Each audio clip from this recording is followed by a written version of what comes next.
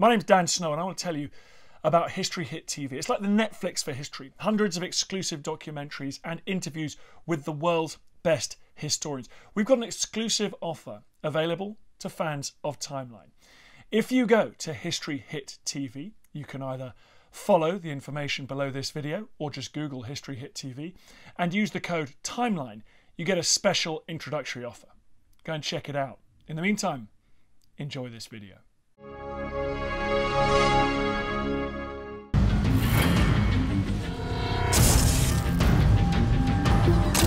He was a sadistic murderer. He was called the Hangman of Riga. My God, this is a Nazi criminal. What is he doing here? This is something that the state of Israel could not tolerate. The plan is like the best spy novel. Gather all possible intelligence about him, befriend him, and kill him.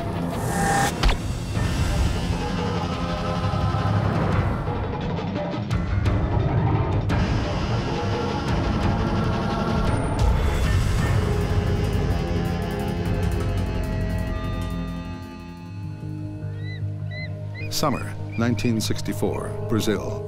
Latvian Nazi Herbert Cukurs is living quietly in Sao Paolo. For the man known as the Hangman of Riga, it is a peaceful life, but all that is about to change. Cukurs was photographed in Brazil by someone from the Jewish population. They have heard of him, and they know who he is. Cukurs was involved in some of the most vile crimes of the Second World War. Cukurs, together with the Latvian Nazis, killed thousands of innocent people, children and elder people and women. And there's a lot of testimony, which I've read in archives from after the war, in which Cukurs, the name keeps coming up. The photos of Cukurs travel halfway around the world to a special Nazi hunting unit within Israel's Secret Service. They kick off one of the most daring missions in the Mossad's history. September 1st, 1964, a Mossad agent is called to a meeting in an operational apartment in Paris. His commander tells him, "We have a very special mission for you. We want to send you to South America to find for us a Nazi called Cukurs." He tells him, "Your name from today onward is ANTON KUENZLE." He told me that Cukurs was living in Brazil. Cukurs was an officer in the Latvian Air Force before the war. Mid-1941, Hitler invades Latvia. Then Cukurs joins up with a gang of murderers and cutthroats. They went around following Nazi orders to go and commit atrocities on the Jews in Riga, capital of Latvia. They saw him personally snatching babies from the arms of the mothers and killing them. They burned the synagogue with 300 people in it and didn't let anybody run out. He told me that Cukurs was responsible for the extermination of 30,000 Latvian Jews. Thinking of my parents, who both died in the Holocaust, I agreed immediately. Anton KUENZLE was the perfect choice for this kind of operation. First of all, because of his background. KUENZLE grew up in Germany when the Nazis came to power. German was his mother tongue. He was part of the team that kidnapped Eichmann 4 years earlier. Unlike a desk murderer such as Adolf Eichmann, Cukurs literally had blood on his hands. And they think, what are we going to do? Are we going to do another Eichmann? Are we going to kidnap him? Conduct a trial? Or are we going to do something quite different?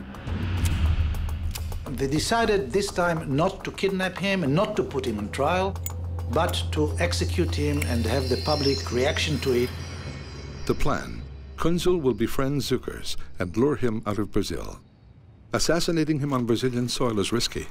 There could be retaliation against the large Jewish population. If KUENZLE is caught, he could be executed.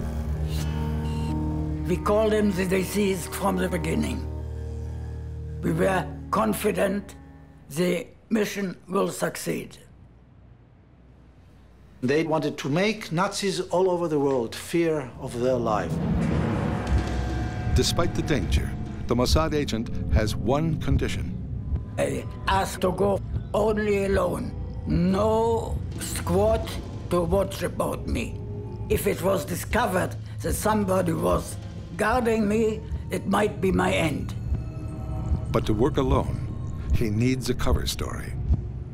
I became an Austrian businessman, ANTON KUENZLE, who was a former Nazi, who intended to develop tourism to Brazil. I started growing a mustache.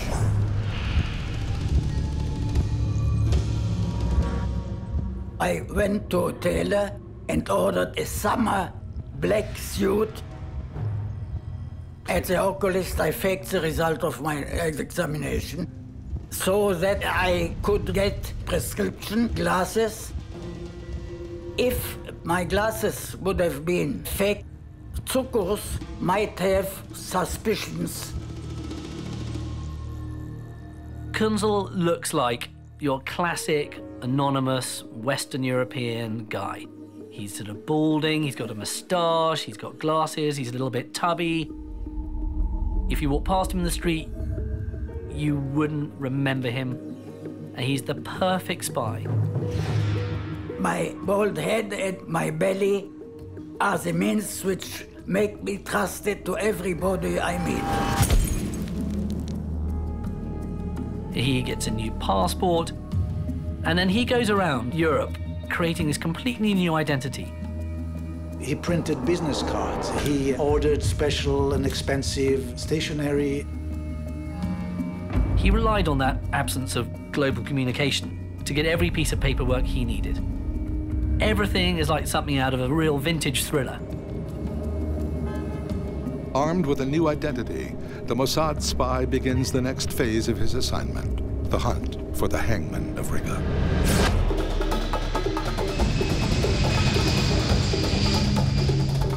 I booked a ticket to Rio de Janeiro.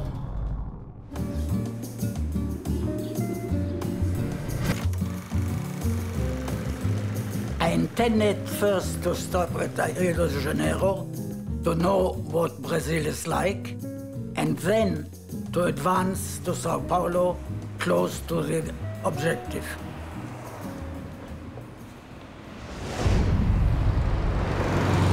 He toured around a couple of days to establish his cover story, tried to build up some contact to the local tourist industry. I told them that they were interested in investments, and they gave me recommendations to Sao Paulo. I got their personal cards, names and their addresses. I left signs in every corner to assure my identity. When Anton KUENZLE was given the mission of finding Cukurs, he really felt that he's doing a holy mission. His mother was killed in Auschwitz. His father died in concentration camp of Theresienstadt. I feel a certain debt to my parents. But the mission isn't just about revenge. Many European countries are about to formally declare that the time for prosecuting Nazi war crimes is over. Israel will never accept this. Even though 20 years have passed, some people don't forget.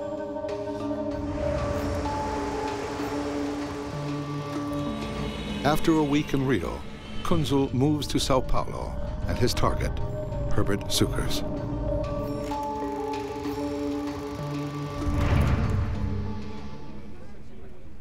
I went to the place where Cukurs was.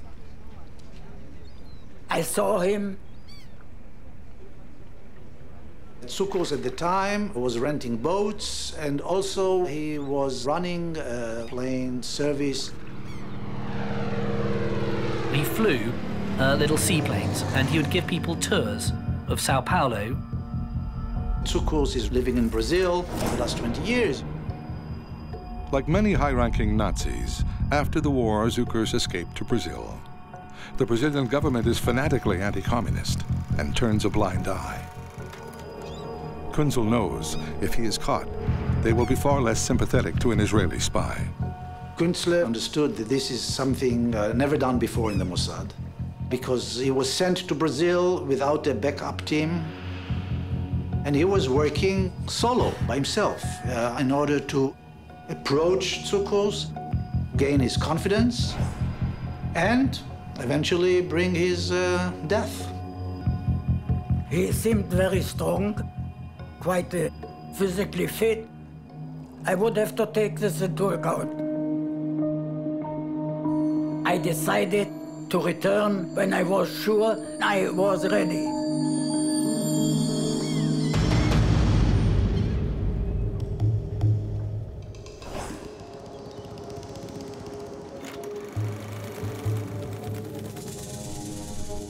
"48 hours after sighting his target, Agent KUENZLE returns to the marina, this time to meet with Herbert Cukurs.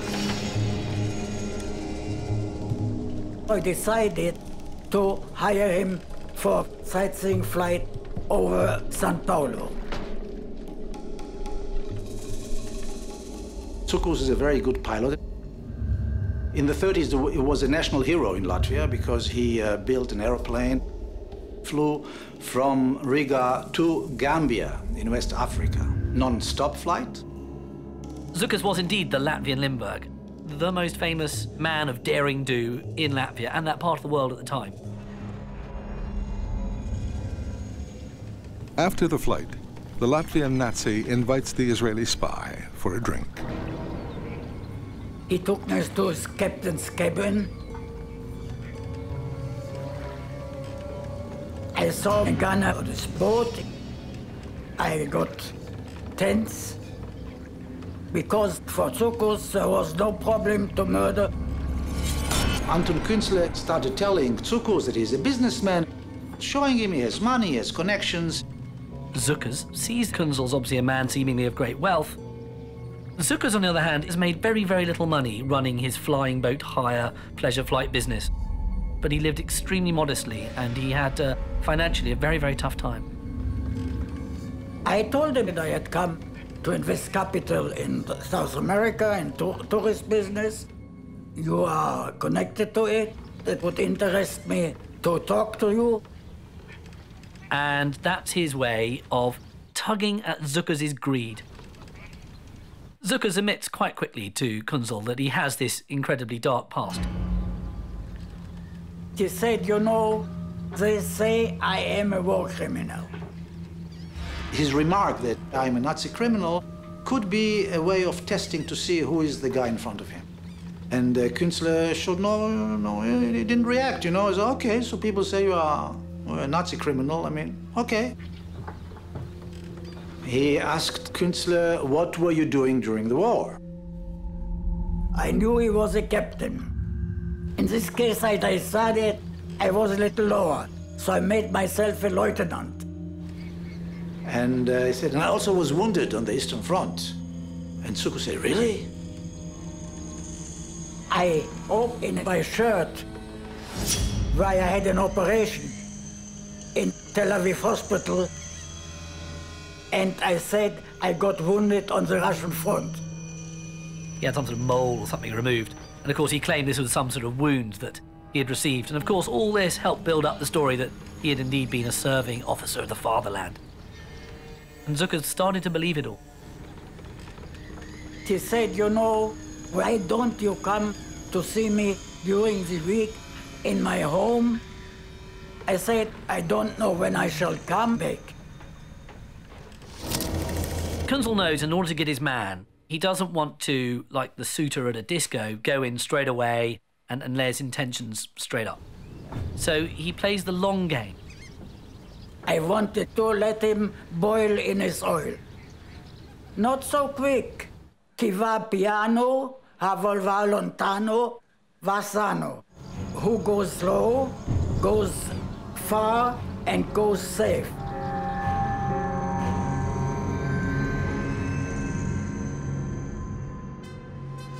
KUENZLE went back to the hotel and he sent a message back to headquarters in Tel Aviv. It was in secret ink. The message said, "The fish has swallowed the bait."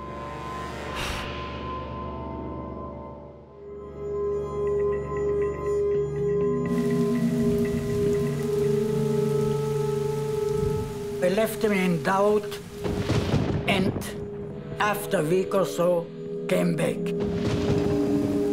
Cukurs invites KUENZLE to have dinner with his family. He lived in a house which looked like a fortress. It's a fortified house with barbed wires around and dogs and searchlights. It was defined enough to show him, look, I'm well protected. It's really going into the lion's lair. No backup team, no protection. If the family is suspicious that he's maybe a Mossad agent, they can kill him, throw away his body, nobody will know about it. I meet his wife, his son. Cukurs shows him his medals from the war. He showed him his collection of guns, handguns, a Mauser, a Beretta, you know, different calibers. I thought it might be a warning. He thought, I like you, but be sure to know that I know how to protect myself. Cukurs wants to always make out that he's the big man, and at the same time as KUENZLE's trying to subtly impress Cukurs, Cukurs is not so subtle in the way he tries to impress KUENZLE. So he tries to make out, I'd be a good business partner for you, and he claims he has this plantation outside town.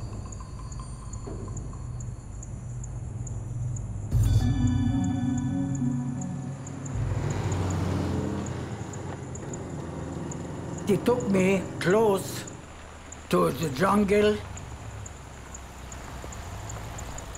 It's quite a long drive, and obviously, you know, people will need a little rest break. KUENZLE suddenly realizes, because he's circumcised, this could be a problem if Cukurs sees this when they urinate on the side of the road. KUENZLE was very cunning about it, and he worked out that if Cukurs actually had seen his penis and inquired as to why it lacked a foreskin, he was going to say, well, I caught gonorrhea in a military brothel on the Russian front, and one of the forms of treatment was to be circumcised.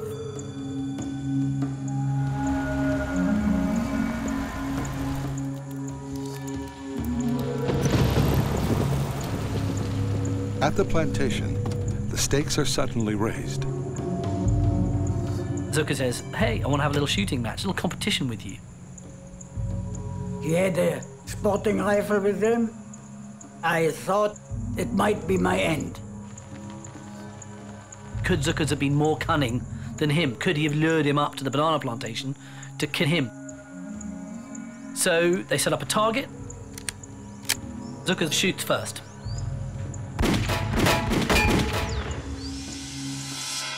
And he gets a very nice grouping.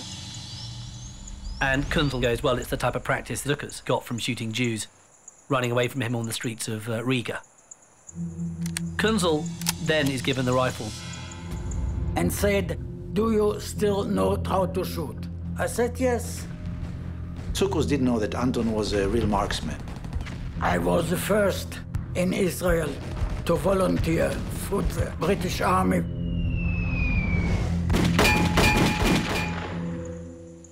KUENZLE made 5 or 6 beautiful shots. He shoots within a 3-centimeter grouping. It's like that classic moment between two men and one has got the better one than the other. So he said, you're all right. Cukurs admits that KUENZLE is the better shot. It's a key moment in the hunt. And it occurs to KUENZLE, well, I could just do the job now. I shoot Cukurs, hide his body. Mission accomplished. Nobody will know. I decided not to execute it. I was afraid I might be discovered. In Brazil at the time, there was still capital punishment. Imagine to yourself a Jewish Mossad agent being hanged because he was trying to execute a Nazi. Cukurs suddenly accepts that KUENZLE probably is what he says he is. He started to call him Herr Anton in order to say, I understand you are the boss. Psychologically, it strengthened Cukurs' confidence.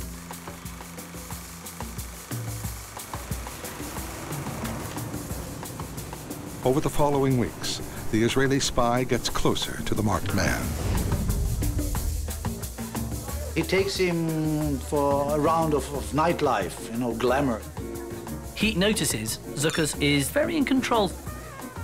He nurses his drinks, and he's very nervous about those around him. And at one point, he even suspects one of the waiters, I think, of being Jewish, and thinks that maybe this guy is following him.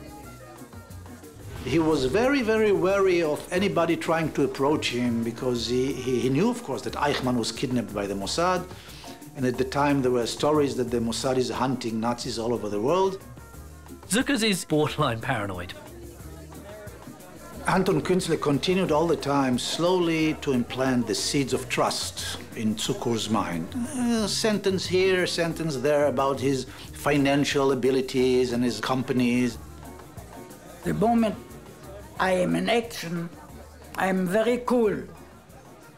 I was confident. Cukurs trusted me. He keeps feeding Cukurs little tidbits that maybe we'll set up some company here to do this. Maybe you could get involved, Herbert, me old friend. But KUENZLE can tell that there is that suspicion there. So he's very careful not to promise him too much. And Cukurs is getting greedier and greedier.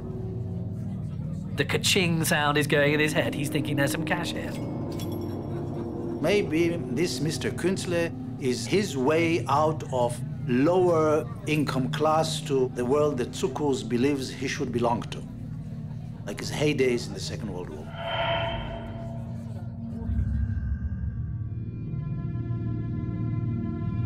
On the first day of the occupation, I was 16 years old. And there was a knock at the door, and there was Herbert Cukurs. And they said, "You're a Jew, you get outside, doesn't matter what you were." That's the last time I saw her dad. And that was the beginning of the end. Cukurs came in and threw us out of my apartment. He took all our belongings. They built a ghetto in the outskirts of town. Bob wired it, called the Riga Ghetto, where they shoved us into the ghetto, and I kissed my mom goodbye for the last time. The next morning, they were gone. The Jews were driven out of the ghetto at Riga by Cukurs and his men to the forest where tens of thousands of people were murdered. 3 people survived, and luckily we have the testimony of some of those. He wouldn't just shoot adults, he would shoot children in front of their parents. And there are testimonies which has him shooting a baby in front of its mother. Within 4 months, I lost my mother and father. My entire family was wiped out. They were killed in the mass graves. You could hear screaming and hollering. The children were hollering, the women was crying. We could actually hear the guns. Later on, Cukurs occupied my apartment. And at nighttime, he would have me come upstairs to my own apartment and play the piano while he was entertaining his girlfriends. I could hear Cukurs laughing and drinking and having fun, and there I am sitting and playing. It was horrible. Even though I survived, it's something I can never get over.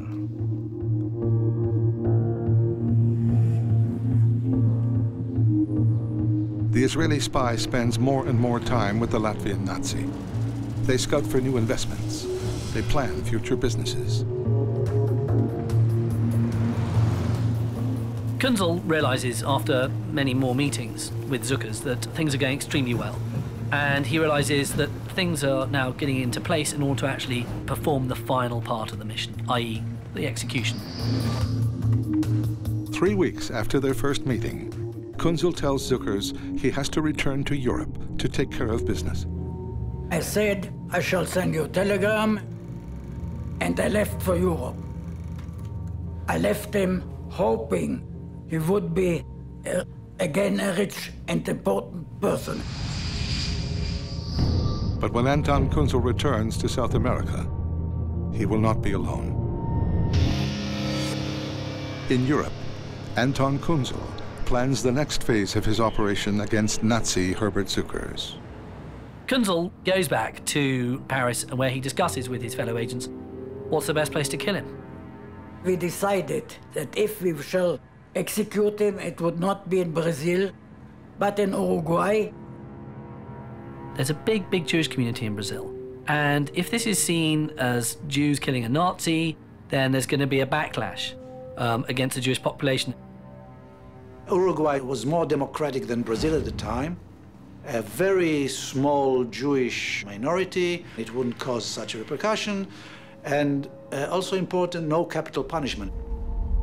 Montevideo, the capital of Uruguay, they decide that's the best place. They decide to lure him into an isolated place. Someone from the team would read to him a charge that he was personally responsible for the murder of 30,000 Jews of Riga and execute him on the spot. He's a very, very big, solid guy. And you see pictures of him, and he's got forearms the size of, a boxer's. He's a fearsome proposition. They were expecting to have some kind of a fight. A hit team is built up. 4 Mossad people. They are given course in man-to-man combat. They spend a lot of time practicing their karate moves and how to do their martial arts. The hit squad is primed. The balding spy sends the Hangman of Riga a letter urging him to come to Montevideo. As an incentive, he includes a check for plane tickets and expenses. KUENZLE decides, I can say that we have a business opportunity we want to explore there. We're a big business, we can do this.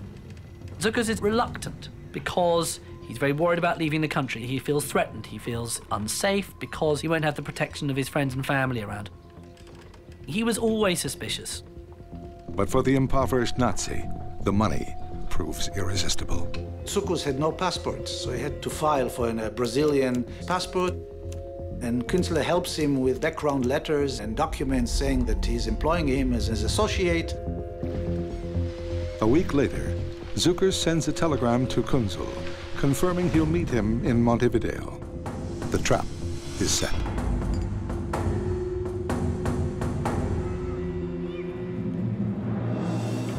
The team of Mossad agents fly out, and they fly into different places at different times, but they all meet in Montevideo in order to plan the next part of this mission.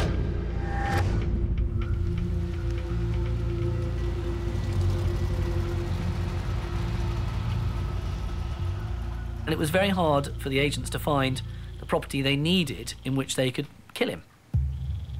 But eventually they found up this little suburban area, part of Montevideo, what seemed like the perfect property. It was a one-story house. In the neighbouring property, there were builders working. Murdering people can tend to make quite a lot of noise, and clearly having a load of builders next door was not going to be helpful. But time was tight, so they thought it'll just have to do. All that's missing is the target. To ensure Cukurs doesn't back out, KUENZLE decides to meet him in Sao Paolo and travel with him to Montevideo. And at Sao Paolo, he steps off the plane, and there's Cukurs, ready to greet him. Cukurs has a Super 8 camera, and he's filming him. When I stepped down from the plane, he stood in front of me and took my picture. I tried to cover my face. And KUENZLE, of course, is absolutely appalled by this because, like any good spy, he doesn't want to be photographed. He then says to Cukurs, "Hello, Herbert, have you got all your papers to go to Uruguay?" Cukurs goes, "No, I haven't got them yet, haven't sort of got round to it." I sharply spoke to him and said, "If you want business with me, never do this again. Never send me a telegram, you are ready and you're not ready." KUENZLE decides, I need to behave like this man's boss. And it's a great bit of bluff because it works completely. I went on, I say, you send me a telegram to Montevideo, to my hotel. In the meantime, that you prepare visas. Cukurs eventually gets the paperwork sorted out. Cukurs gets his passport and then he can fly to Montevideo to meet his good business associate, Mr. ANTON KUENZLE.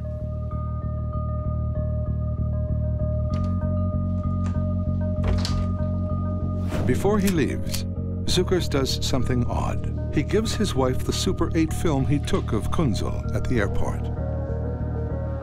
Was it because he just wanted, you know, to have some footage of a short, balding, moustached man? No. Cukurs had this cunning. He was always suspicious of KUENZLE. Cukurs told his wife, if anything happens to me, this is the man who is responsible.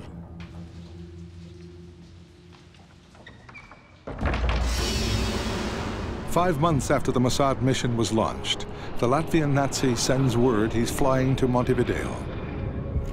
He meets the Israeli assassin at his hotel. They check in into the very expensive hotel, which is also part of the plan, you know, to calm down Cukurs, to show him that everything is going according to plan. From the beginning, Cukurs had a dual feeling towards KUENZLE.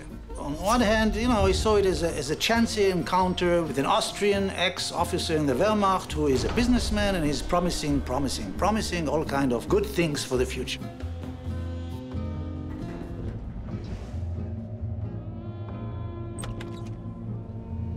On the other hand, Cukurs was a very clever person. He was alert all the time. He knew that after the war, he will have to pay for his crimes. He knew that he is not innocent.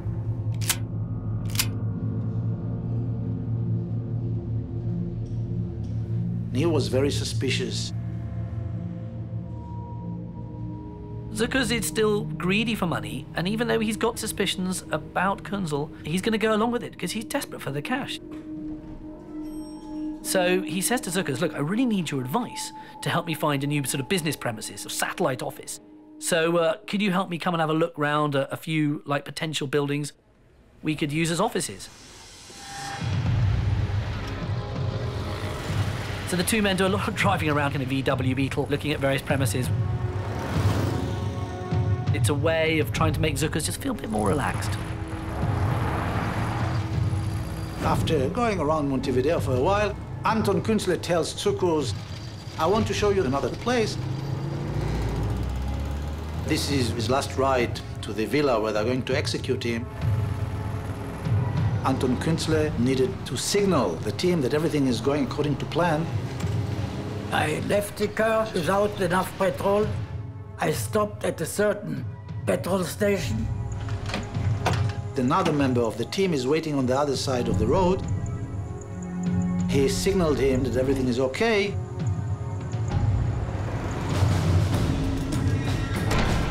The lookout alerts the hit squad to meet at the house.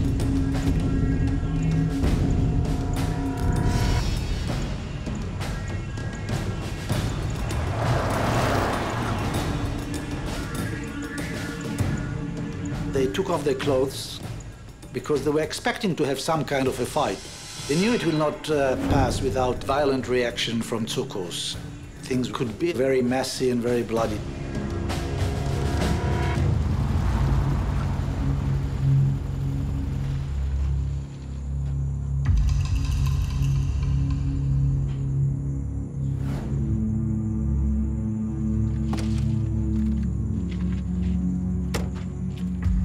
KUENZLE walks first, you know, to show that he's the boss. If I open the door and say, go in, he will not. If I go in, he will come after me. And he's thinking, I can't hear him behind me. Is he going to follow me? Is he suspicious? Is this the moment where suddenly Cukurs runs up to me and just hits me in the back of the head and that's me gone?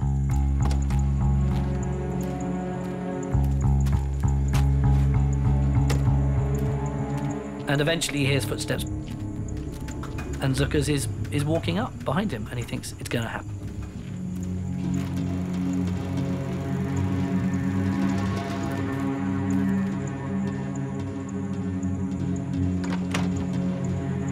He opens the door, walks in.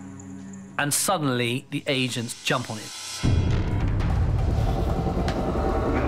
Cukurs is fighting for his life. He managed to rush through the door. And the most horrendous fight takes place. One jumped him and immediately threw him down. He fought like a lion. All these young Mossad agents were all being, held off by Cukurs. Cukurs reached to his own gun. A hammer is produced. Cukurs pretty much crumples, but he's not dead. He started shouting, "Lasst mich sprechen. Let me speak." And 2 shots are fired into his head. And that was the end of Herbert Cukurs. Agents in underpants, covered in blood, looking down at the Hangman of Riga. He was gone.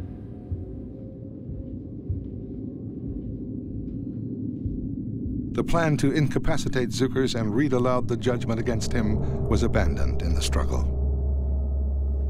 They had prepared in advance a huge trunk.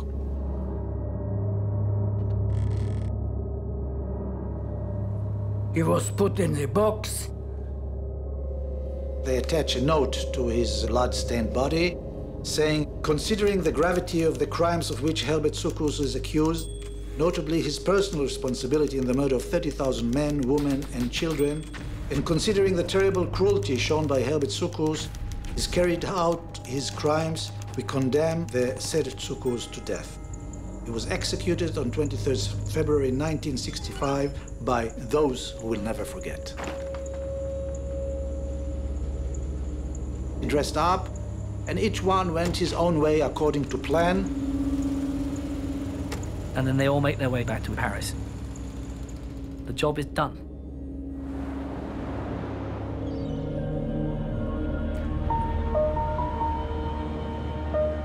Back in Paris, the Mossad team needs to get word out that Herbert Cukurs has been executed.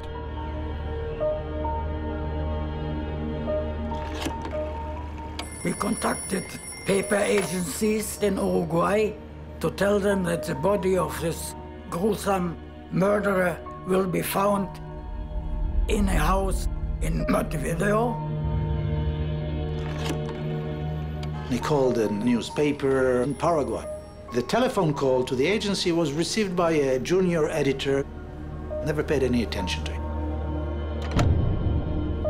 And the people in the Mossad are waiting 1 day, 2 days, 3 days. Nothing happens. No one believes that this has happened. And in the meantime, Cukurs' family are starting to get a little bit worried about what's happened to their loved one. This is the first time Herbert Cukurs' son has spoken on television. For the first few days, we thought everything was normal. Then, after a few days, that's when we began to worry. So then somebody called up another agency in Montevideo and gave them full details. And this time, one of the editors decided this is serious enough and he called the police. 12 days after the execution, Montevideo police find the maggot-ridden body in the trunk inside the house on Cartagena Street. The policeman opened the trunk and there was Cukurs' body. It had bloated. It was an absolutely vile thing to look at. A thumbprint from the body matches the print on Cukurs' passport. As intended, the news travels like wildfire. I was listening to the radio and heard they found a body in Uruguay. I caught this terrible feeling. A wave of anti-Semitism breaks out.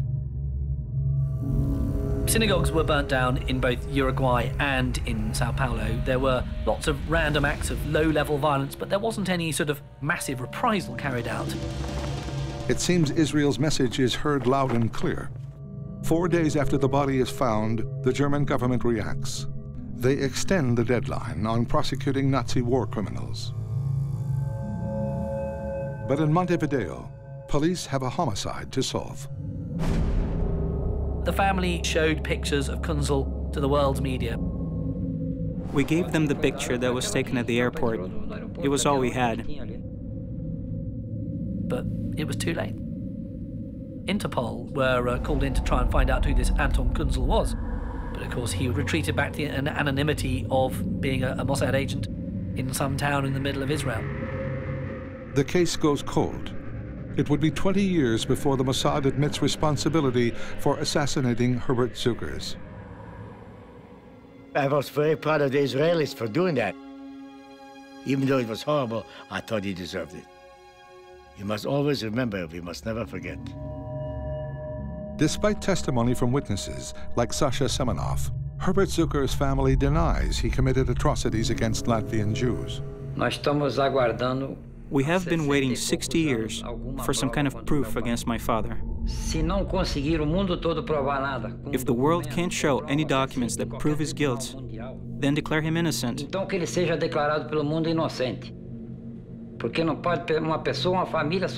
My family has been suffering their entire life because of these lies. To this day, the man responsible for Herbert Cukurs' death has never revealed his true identity. Anton KUENZLE came back to Israel. Of course, his mustache was shaven off, glasses thrown away. He continued to work for many years in the Mossad. They got their man, they did it efficiently. Morally, it's problematic, but it is nevertheless brilliantly done.